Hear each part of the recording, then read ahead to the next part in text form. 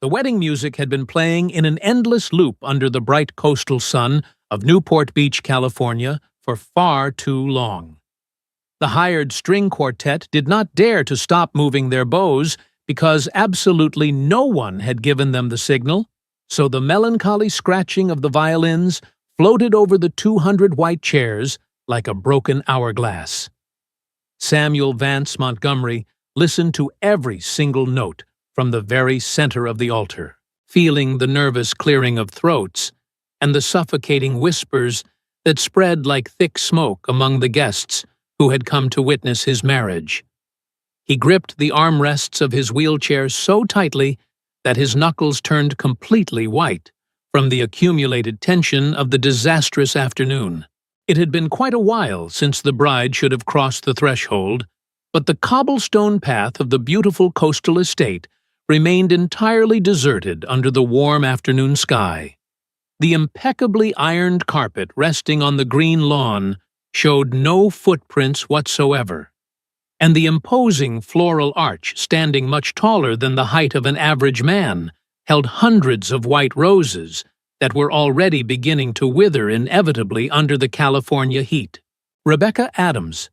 Sinclair was nowhere to be found, and judging by the grim expression on the face of Thomas Harrison Fox, the lifelong lawyer approaching quickly from the side, the young woman was never coming back.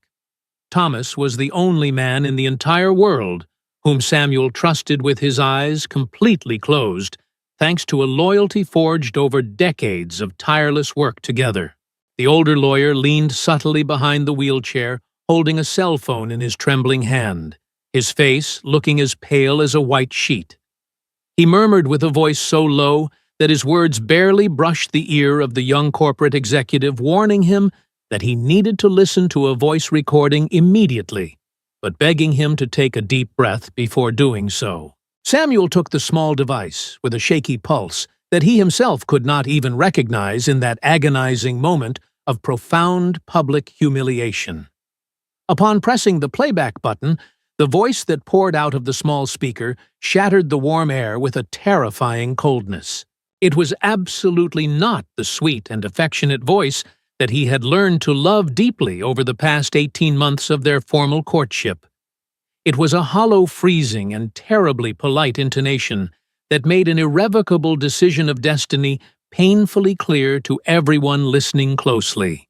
She stated that she simply could not go through with it, begging him not to wait at the altar because she had realized that morning that she was not born to push a wheelchair for the rest of her days on earth. She declared that she was not that kind of woman, and that he did not deserve someone who would say yes, while blatantly lying to the entire world before saying a final goodbye. The phone message cut off abruptly, and an absolute silence fell heavily over Samuel's broad shoulders with the unbearable weight of a massive stone slab. Behind him, the dedicated musicians of the string quartet continued playing the exact same melody out of pure inertia until the groom finally lifted his dark eyes. He commanded them to stop playing right that instant with a tone of voice that dragged an immense heartbreaking bitterness across the lawn. Thomas firmly raised his right hand, and the lead violinist understood the order, immediately cutting the music dead in the middle of the luxurious garden. Without the comforting shelter of the gentle nuptial melody, the murmurs of the 200 guests quickly grew until they became an unbearable tide of indiscretion and hasty judgments. It seemed as though every person present had been eagerly awaiting that precise instant of absolute silence to begin unleashing their tongues, hungry for a fresh scandal. They loudly questioned what had truly happened inside the mansion, whispering about how the poor disabled man had been abandoned, with some women claiming they always knew the beautiful girl would never accept such an immense physical burden. The venomous words reached Samuel from every corner of the vast garden, piercing his dignity like precise arrows of deep contempt. That specific word, poor, was the exact term he had learned to hate with all his strength since that fateful afternoon 5 years ago when a truck with broken brakes left him confined to that rolling chair forever.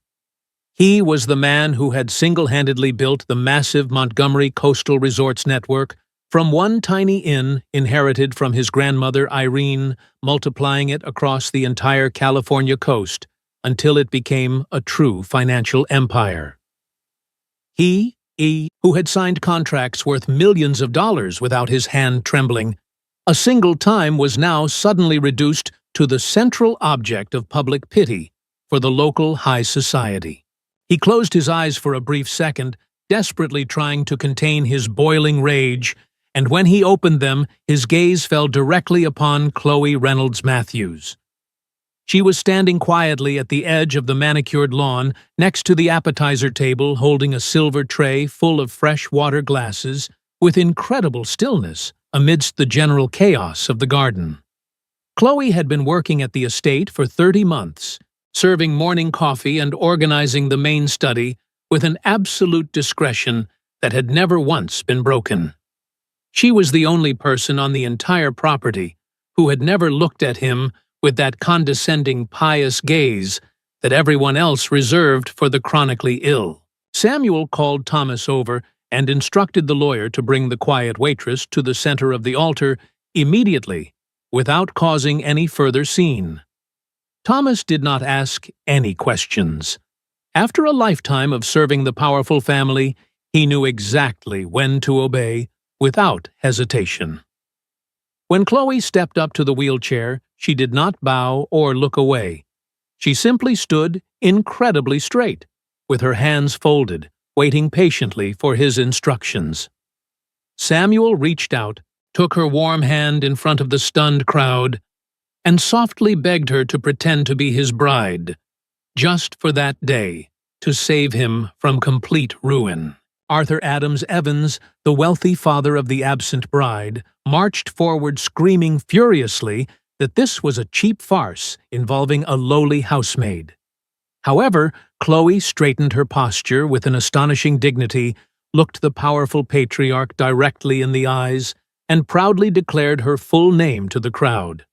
She stated clearly that if Samuel had chosen her, she was the one who had to answer, and she pronounced a resounding yes that left the entire garden breathless. As the guests hesitantly began to applaud, Chloe leaned in and whispered into Samuel's ear that Rebecca was hiding a dark secret that would make him glad the wedding was canceled. The final guest on the aristocratic list finally abandoned the main garden of the coastal estate just as the sun began to hide behind the red roofs of the Grand California mansion. Samuel watched the painful retreat from the enormous window of his private study, tightly squeezing his grandmother Irene's antique silver medallion between his cold fingers. That was an old habit he had kept since childhood. Whenever the ground seemed to shift beneath his feet due to a sudden tragedy, he took out the silver piece and pressed the engraving against his palm until it left a deep mark on his skin. Behind him, Thomas Harrison Fox finished closing the heavy wooden door of the study, turning the brass key twice to ensure absolute privacy. The lawyer announced with the exhausted intonation of a man who has witnessed far too many storms in his career that he had dismissed the string quartet, the parish priest, and the hired photographer. He warned Samuel that by the next morning, the news would be plastered across every entertainment portal and local newspaper in the state of California. He assured his client that by noon, a photograph of the humble service girl holding the wealthy groom's hand at the altar would be circulating everywhere. Thomas dropped his brown leather briefcase onto the mahogany desk with a dull thud that betrayed his profound concern for the future of the corporate empire. He continued to warn Samuel that during the extraordinary morning session of the board of directors for the Montgomery hotels, someone would undoubtedly use this public scandal to demand his immediate replacement as executive president. Samuel remained completely silent, continuing to look out into the garden where the white chairs lay scattered across the lawn, like the physical remnants of an unexpected hurricane. At the far end of the property, right next to the side door of the service area, Chloe stood with her hands crossed in front of her, waiting patiently to be summoned. She had been standing in that exact position for over 40 minutes without showing the slightest trace of physical exhaustion or complaint. Samuel commanded Thomas to bring the young woman into the study, immediately speaking with a firm tone of voice that allowed no room for objection from his old friend and legal advisor. Thomas hesitated for a brief moment, clenching his jaw, as he remembered the enigmatic words the young waitress had whispered into his boss's ear at the empty altar.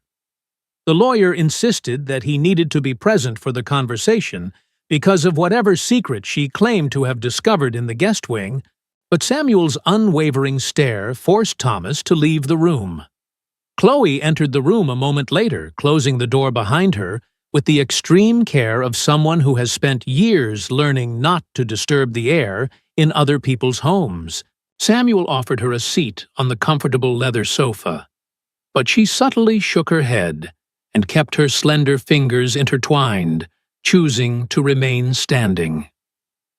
She explained with admirable serenity that if she sat down in that moment, she feared she would begin to cry from the overwhelming tension, and she absolutely refused to show any weakness on such a difficult day. Samuel nodded with deep respect and sincerely apologized, speaking as a man to a woman, for having used her as a human shield in front of 200 wealthy strangers. Chloe accepted his apology gracefully, confessing that she had agreed to the charade because she saw the exact same brave spark in his eyes that she remembered in her late husband. She revealed that she had been a widow for 5 years after her husband, Jack Bennett Cole, died in a coastal furniture factory accident while saving the life of a younger co-worker. She explained that she carried the heavy burden of financially supporting her mother, Teresa, who suffered from a severe heart condition, and her younger sister, Lily, who desperately dreamed of attending medical school. Hearing her struggles, Samuel proposed a formal pact. She would continue pretending to be his fiancée at high society public events to stop the hostile board of directors from destroying the legacy of his grandmother, Irene, who was currently hospitalized. In exchange for her invaluable help, he promised to pay off her family's entire bank debt, cover her mother's expensive cardiology treatments, and fund her sister's university education down to the last textbook. Chloe accepted the incredibly generous proposal, but she established 2 strict conditions that had to be met without question before they proceeded any further. First, she demanded that she be allowed to return to her quiet, humble life the moment the corporate conflict was fully resolved, and second, she insisted on maintaining absolute physical distance in private. Samuel agreed immediately, swearing on his grandmother's memory to honor her terms, which prompted Chloe to finally reveal the massive secret she had been harboring for months. She explained that while cleaning the West Wing, she had found a hidden shoebox under Rebecca's mattress containing confidential documents signed by Arthur Adams Evans. The hidden papers detailed a sinister master plan to sell the entire hotel chain to a foreign conglomerate immediately after the wedding ceremony took place. Chloe explained that she could not read complex corporate jargon, but she understood enough to know that the sale date was set for right after Samuel and Rebecca were supposed to be legally married. Samuel tightly gripped the silver medallion in his hand, realizing with a chilling clarity that the empty altar was not the end of his relationship, but rather the opening move in a massive corporate war. He understood that Rebecca did not leave him because of his wheelchair. She left because the plan to steal his entire life's work had already been finalized behind his back. 4 days had passed since the afternoon of the deserted altar, and the atmosphere at the coastal estate remained incredibly tense, despite the apparent normality of the gardeners pruning the rose bushes near the main entrance. Chloe was staying in her new room in the guest wing, holding a worn, dark leather notebook that had belonged to her mother Teresa for many decades. That old object was filled with ancient family recipes, handwritten poems in pencil, and grocery lists from the most difficult times of her impoverished childhood. However, tucked safely behind the brown paper lining of the back cover, Chloe carefully guarded the 3 typewritten pages she had extracted from Rebecca's shoebox before the bride fled the property.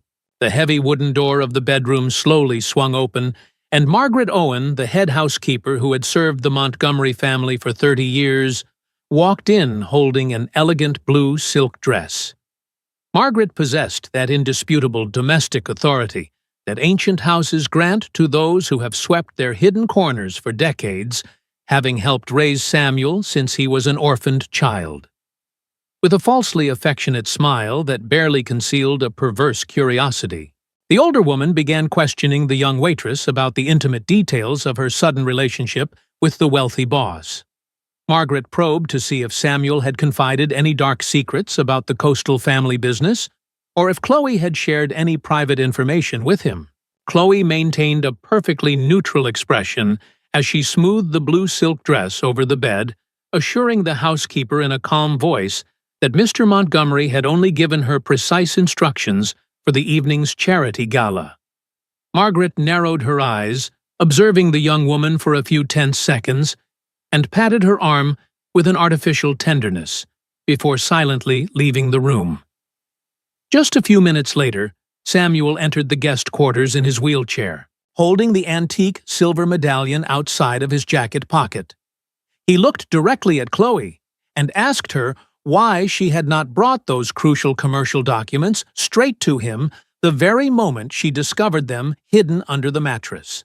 Chloe looked the businessman straight in the eyes and confessed that she had immediately warned Margaret in the laundry room about the contents of the hidden box months ago. She explained that the head housekeeper had sternly ordered her to keep her mouth shut, claiming that Rebecca was practically family, and threatening to have Chloe blacklisted from every housekeeping job on the California coast. Samuel closed his eyes with profound sorrow, realizing with a heavy heart that the woman his grandmother Irene affectionately called her own daughter in the hallways had become a key piece of the internal treason. The betrayal stung deeper because Margaret lived within the walls of his own home, actively working to destroy his life and his hard-earned heritage. The journey to the El Mirador Convention Center was made in the luxury automobile driven by Thomas, under a sky covered with dense clouds that threatened a coastal storm over the Pacific Ocean. An absolute silence reigned inside the spacious vehicle, broken only when Chloe spontaneously reached out her hand to adjust the silver medallion that was subtly slipping from the pocket of Samuel's tailored jacket. That was not a rehearsed gesture designed for the television cameras, but rather an action charged with an ancient and genuine protection that the lawyer observed closely through the rearview mirror. When they finally arrived at the imposing fortified building on the hill, the harsh reality of social exclusion became painfully evident immediately at the main entrance. The security guard at the front doors rudely indicated that the ramp for disabled guests was located around the side leading directly through the service area of the busy commercial kitchen.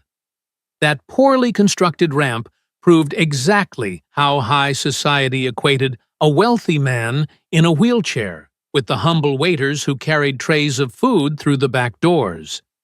Chloe adamantly refused to enter through the front door alone, choosing instead to walk proudly by Samuel's side through the bustling kitchen corridors.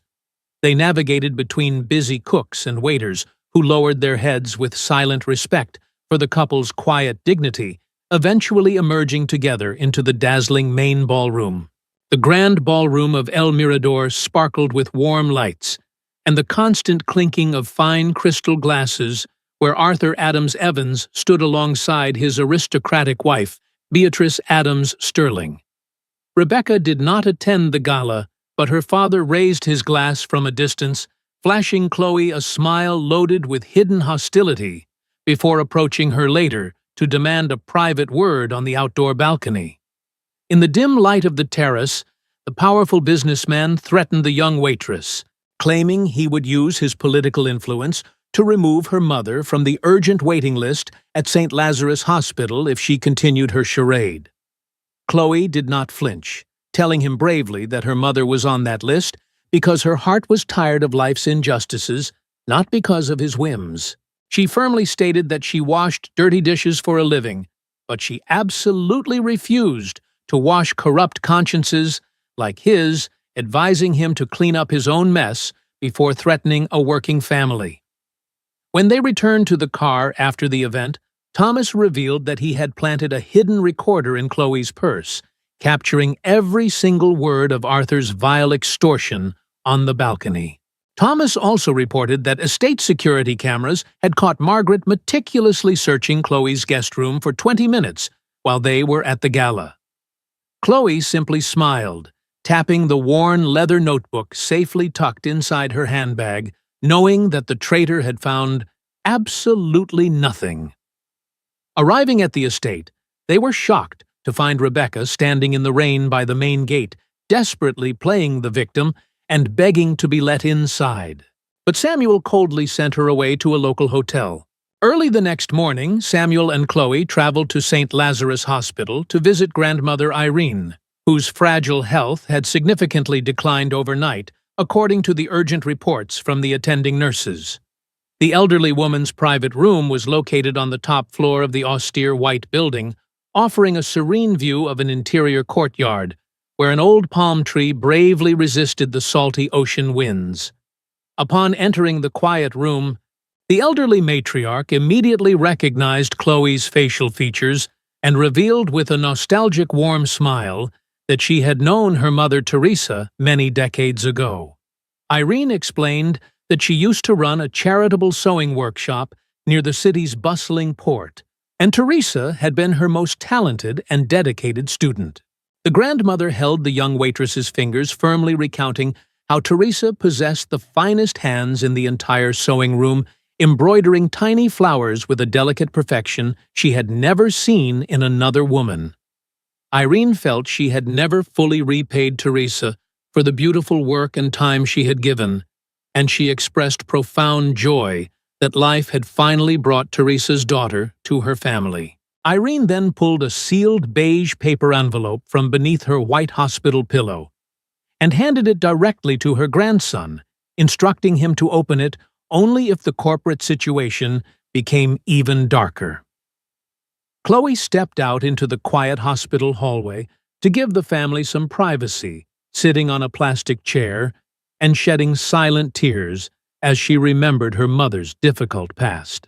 It was in that precise moment that Thomas suddenly appeared in the hallway, his face completely pale and his expression shattered by a massive revelation he had just received at a nearby cafe. The lawyer hurriedly called Samuel and Chloe together, closing the hospital room door and locking it to ensure absolute privacy before delivering the explosive news that would change their lives forever. Thomas explained that Beatrice Adams Sterling, Rebecca's mother, had secretly contacted him and requested a private meeting without her husband's knowledge or her usual security detail. With a trembling voice, Thomas read from his leather notepad, revealing that the terrible accident that had paralyzed Samuel 5 years ago was not a random tragedy at all.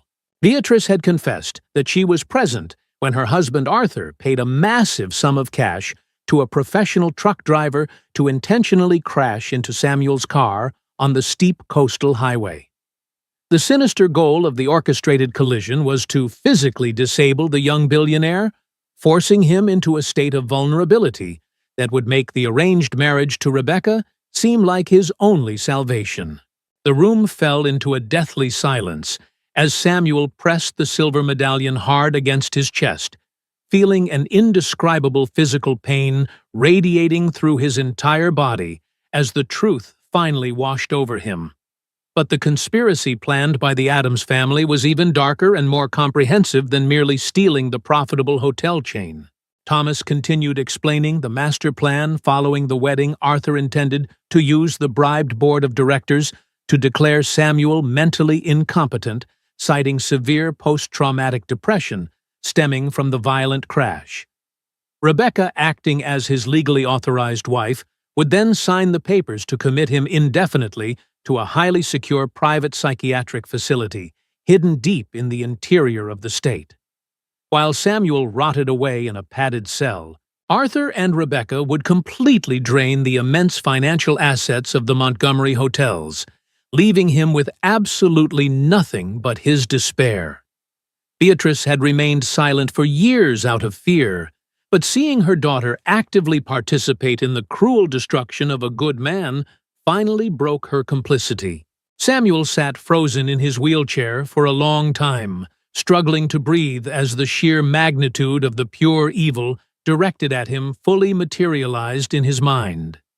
He then slowly opened the beige envelope his grandmother had handed him moments earlier, pulling out 2 pages filled with Irene's shaky handwritten script.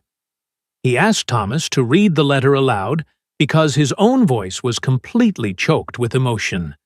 And as the lawyer read, a new layer of astonishing truth was revealed.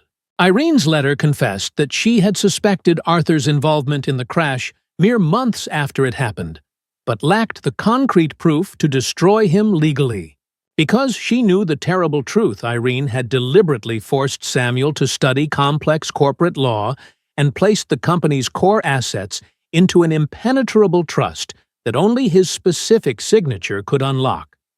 She had protected him from the shadows for years, refusing to tell him the truth, so that he could continue living his life as a brave man, rather than a terrified victim constantly looking over his shoulder.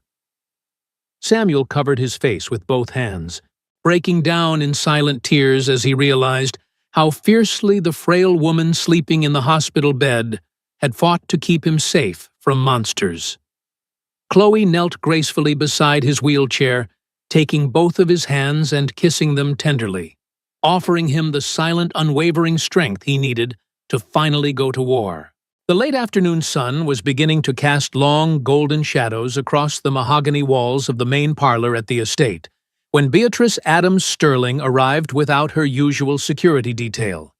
She held an old brown leather bag in her gloved hands, from which she carefully extracted 2 sealed envelopes and a hardcover notebook, bound with a thick, elastic band, placing them on the low table. The aristocratic woman looked Samuel directly in the eyes and confessed, her voice cracking with deep shame, that she would rather see her own family face criminal justice than remain an accomplice to attempted murder. She explained that she had married a cruel man for convenience, and the immense guilt of watching him destroy innocent lives had finally become too heavy for her soul to bear any longer.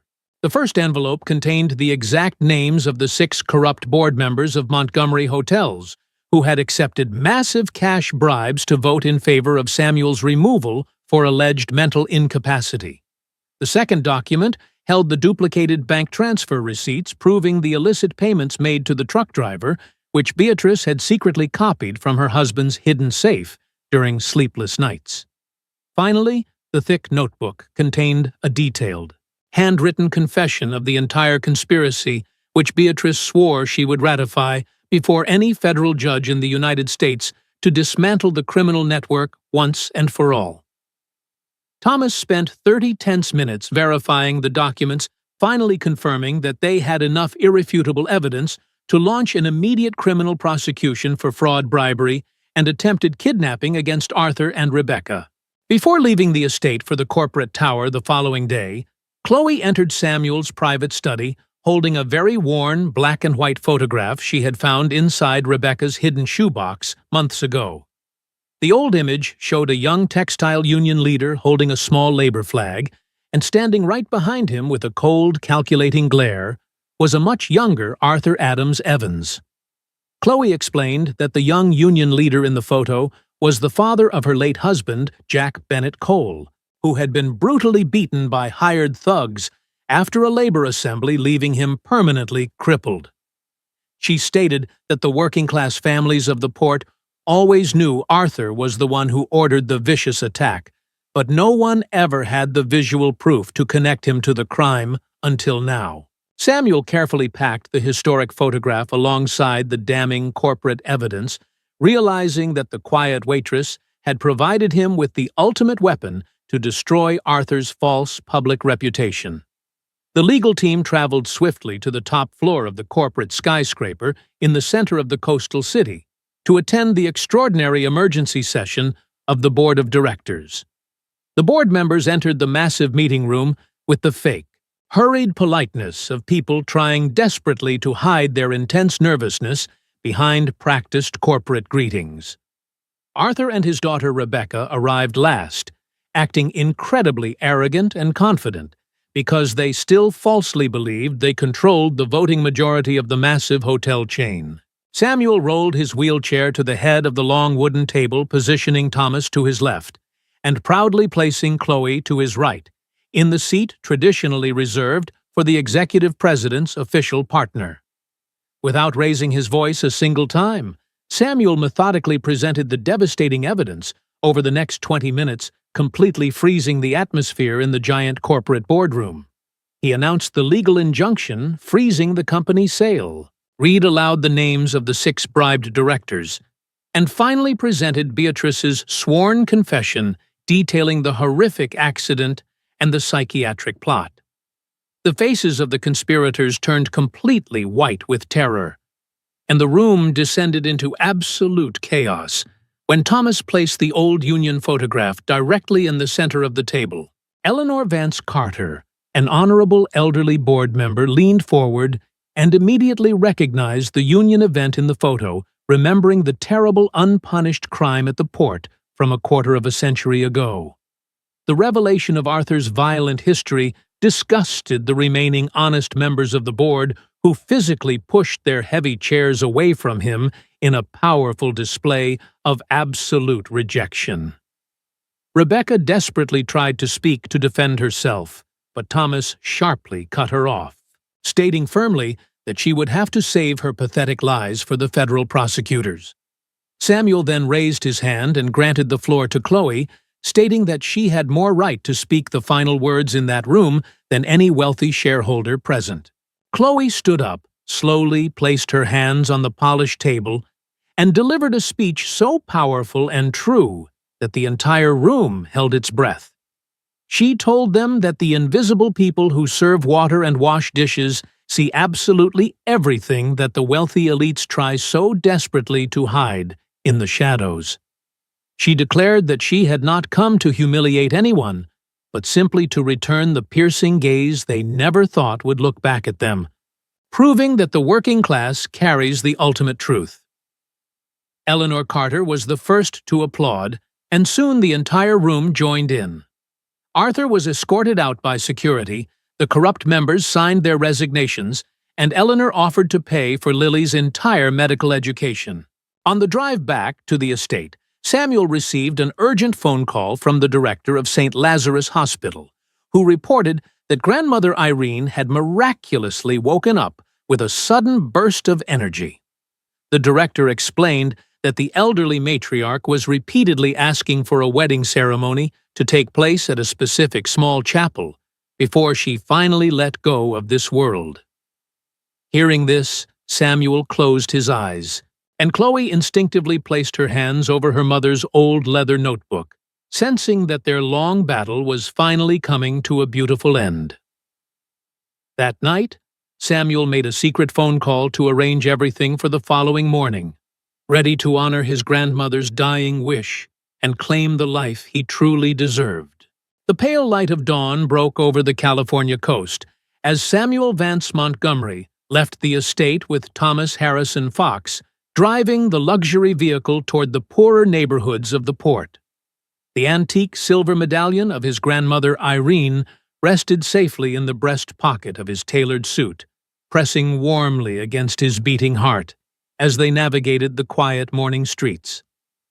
They stopped at a humble house where the salty ocean breeze had chipped the paint away, finding Teresa Matthews waiting at the front door, supported by the strong arm of her youngest daughter, Lily. Samuel rolled his wheelchair out of the car, took Teresa's worn hands in his own, and explained that his grandmother wanted to ask for her forgiveness and witness his marriage to Chloe at a small chapel. Teresa looked deeply into Samuel's eyes, seeing a bright light of genuine love and profound respect that poverty and illness had not been able to extinguish from her own soul. She smiled gently and told the young billionaire that if her brave daughter had accepted him in front of 200 strangers without knowing his true worth, she would certainly accept him now in the light of truth. Meanwhile, back at the coastal estate, Chloe received Margaret Owen in the main study, sitting proudly behind the massive desk with her mother's leather notebook resting comfortably on her lap. Chloe calmly informed the traitorous housekeeper that out of respect for Irene's memory, she would not call the police, but ordered her to pack her bags and leave the property forever without saying another word. The Chapel of Our Lady of the Bay was a beautiful small stone building situated at the end of a long dirt road, surrounded by massive ancient oak trees that filtered the morning sunlight. There were no flashing cameras, no gossiping high society guests, and no corrupt corporate board members. There were only the few honest people who truly mattered in their lives.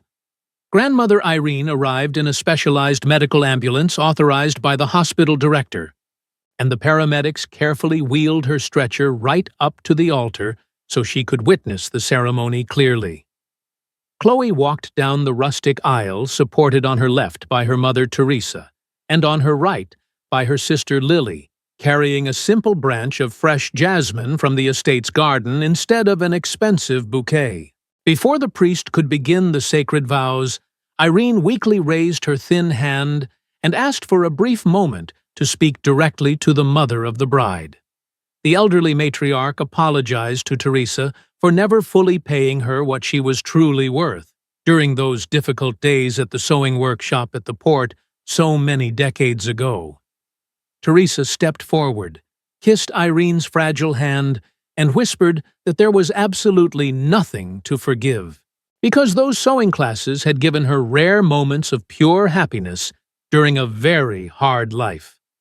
The two older women shared a profound look of mutual understanding, realizing that God had perfectly woven their difficult paths together to unite their children in a beautiful and unbreakable bond. Samuel took Chloe's hands and delivered his vows with a slow, steady voice, telling her that he had chosen her in his darkest hour, because her soul had already become his true home. He promised her that his wheelchair was nothing more than a piece of furniture, and that together her strong legs and his resilient spirit would carry them through any storm the world could throw at them. Chloe responded with a calm certainty, declaring that being truly seen by a good man was worth infinitely more than being superficially desired by the rest of the world. She presented her mother's worn leather notebook as her only dowry, promising to walk faithfully by his side, and they shared their first real kiss as the wind gently rustled the leaves of the old oak trees. Grandmother Irene passed away peacefully in her sleep a few weeks later, knowing her beloved grandson was finally safe, and she left her silver medallion to hang proudly around Chloe's neck. Arthur Adams Evans was aggressively prosecuted by the federal justice system and sentenced to a lengthy term in federal prison, while Rebecca was exiled to a miserable inland town where no one knew her wealthy last name. The hotel company flourished massively under the ethical guidance of the newly reformed board, and Lily passed her medical school exams with the highest possible honors, keeping her mother's old notebook on her office desk. One warm afternoon, Samuel stood up from his wheelchair and took 2 miraculous steps supported by his therapist, while Chloe watched from the doorway, with a loving smile, her hands resting on her gently rounding pregnant belly. Years later, a beautiful little girl named Irene played happily in the lush gardens of the estate, possessing the exact same clear blue eyes as the brave bisabuela who had saved them all. For those who have walked a long path and carry the winters of bitter experience in their graying hair, life eventually reveals that true strength is never built with cold marble blocks or massive corporate empires, but with the invisible resilient threads of absolute sincerity and divine justice. The most cruel and devastating storms of human existence do not possess the real power to tear down the foundations of a home built on moral truth. Instead, their only true function is to clear the ground, washing away the sterile weeds of vanity and the dark betrayal that so often masquerades as false affection. Pity from wealthy strangers is merely a cheap, worthless coin. the foolish handout to quiet their own guilty consciences. But genuine understanding is a rare and sacred sanctuary that only truly noble souls are capable of offering during moments of profound physical vulnerability. At the very end of the difficult journey, when the loud applause fades, and the grand glittering halls stand completely empty under the fading twilight, the greatest fortune a mature person can possess is simply holding the warm hand of someone who saw their spirit completely intact when the rest of the world only saw the broken pieces, proving that the universe always weaves its perfect justice with an infinite and quiet patience.